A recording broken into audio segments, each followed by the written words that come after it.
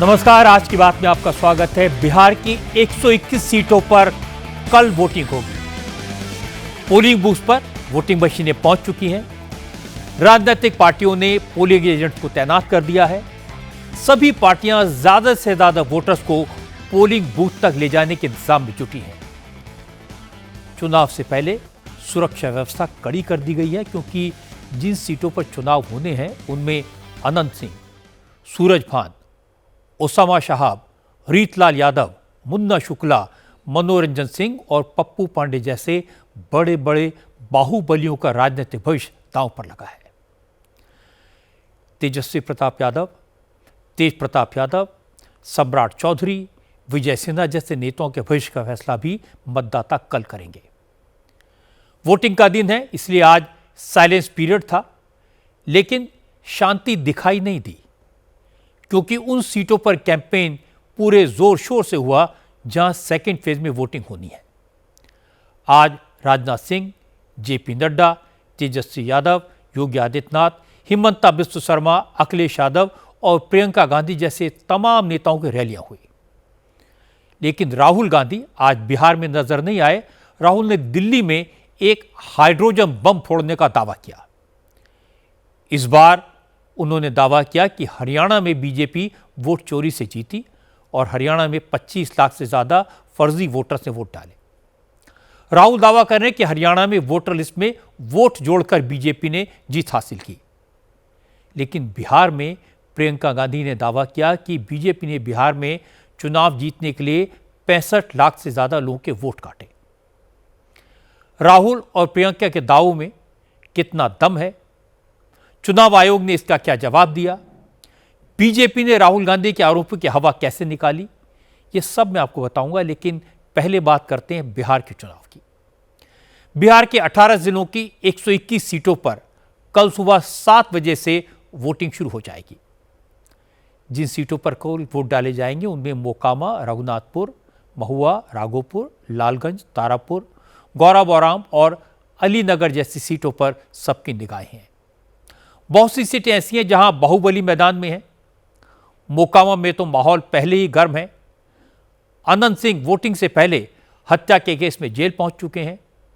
बाहुबली सूरज भान अपनी वाइफ वीणा देवी का इलेक्शन मैनेजमेंट देख रहे हैं।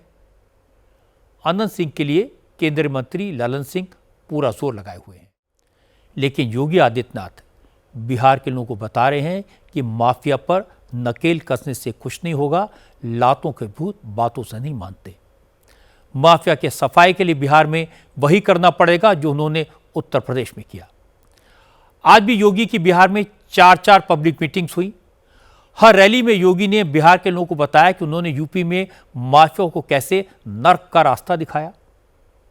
यूपी में बड़े बड़े अपराधी अब गले में तख्ती लटकाकर पुलिस थाने क्यों पहुंचते हैं? क्राइम और क्रिमिनल्स को काबू करने में बुलडोजर कितने काम की चीज है। योगी आज जब गया जी की सीट वजीरगंज विधानसभा पर पहुंचे तो उन्होंने लालू यादव के जंगल राज की बात की। क्योंकि अखिलेश यादव भी आज नवादा में थे, इसलिए अखिलेश ने योगी को जवाब देने की कोशिश की।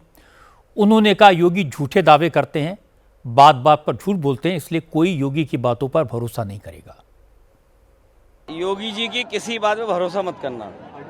योगी होकर के झूठ बोलते हैं। आज देश के सामने 1% लोगों पर 62% वेल्थ बढ़ी है। सोचिए आप। के चुनाव में सैनिकों की जाति भी मुद्दा बन गई है। सेना में जात पात की बात उठाई थी राहुल गांधी ने, इसलिए आज एनडीए के नेताओं ने कांग्रेस को घेरा।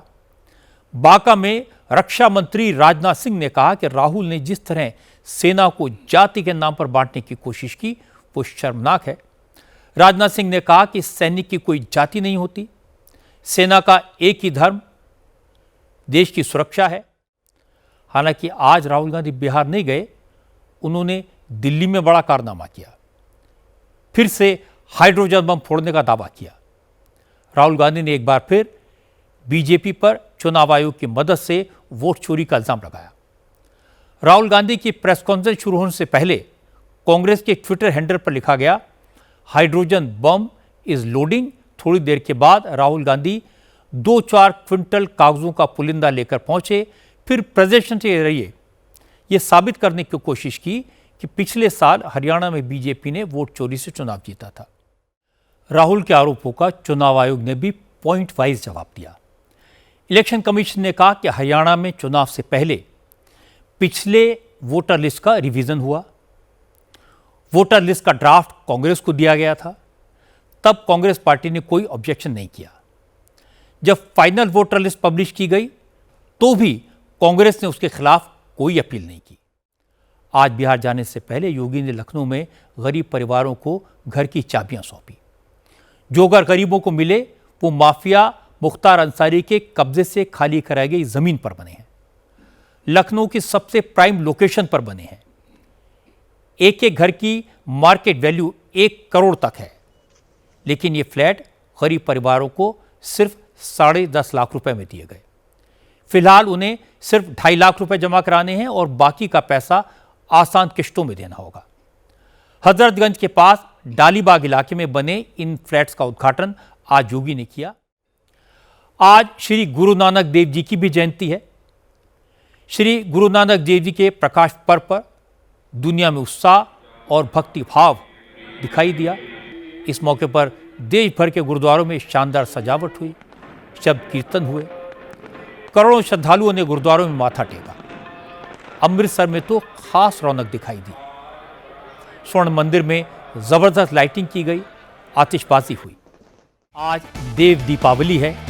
वाराणसी में देव दीपावली पर विशेष आयोजन हुआ। गंगा के घाटों को खास तौर पर सजाया गया। 84 घाटों पर देव दीपावली के अवसर पर 25 लाख से ज्यादा दिए जलाए गए। नमो घाट पर पहला दिया जलाकर योगी आदित्यनाथ ने उत्सव की शुरुआत की। इसके बाद दशाश्वमेध घाट पर महाआरती हुई। इस घाट को इस बार ऑपरेशन सिंदूर के थीम पर सजाया गया है।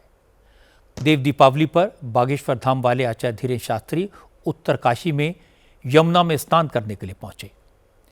उन्होंने पूजा अर्चना की और इस मौके पर आचार्य धीरेन्द्र शास्त्री ने यमुना मैया को साफ करने का संकल्प लिया। बागेश्वर धाम वाले बाबा ने कहा कि 7 नवंबर से वो सनातन हिंदू एकता पद यात्रा पर निकलेंगे।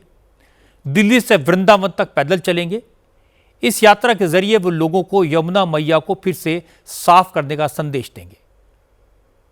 कि बताओ तो यहाँ यमुना मैया कितनी निर्मल है, पया स्वरूप है, और ब्रज क्षेत्र में और दिल्ली इंद्रप्रस्थ नगरी में देखो तो यमुना जी का क्या स्वरूप है।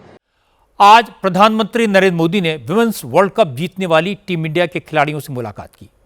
मोदी ने प्लेयर्स का प्रधानमंत्री आवास में स्वागत किया, उन्हें वर्ल्ड कप जीतने पर बधाई दी। मोदी ने कहा अपने शानदार खेल से विमेंस टीम ने दुनिया में भारत की खिलाड़ियों का नाम रोशन किया है। उनकी जीत नई खिलाड़ियों को प्रेरणा देगी। मोदी ने चैंपियन प्लेयर से काफी देर तक बात की, उनके चैलेंजेस, उनकी सफलताओं की कहानियां सुनी। चैंपियंस ने प्रधानमंत्री मोदी को टीम इंडिया की नंबर 1 प्लेयर वाली जर्सी प्रेजेंट की। मुलाकात के दौरान कप्तान हरमनप्रीत कौर ने मोदी को 2017 वर्ल्ड कप फाइनल में हार के बाद ही मुलाकात की याद दिलाई। हरमन ने कहा कि उस वक्त उनकी टीम बिना ट्रॉफी के आई थी, लेकिन इस बार वो ट्रॉफी लेकर आई है। अब आपको अमेरिका से आई बड़ी खबर बता दूं। 10 महीने पहले भारी बहुमत से सत्ता में आए डोनाल्ड ट्रंप को अपने दूसरे कार्यकाल में पहली बार तगड़े चुनावी झटके लगे हैं।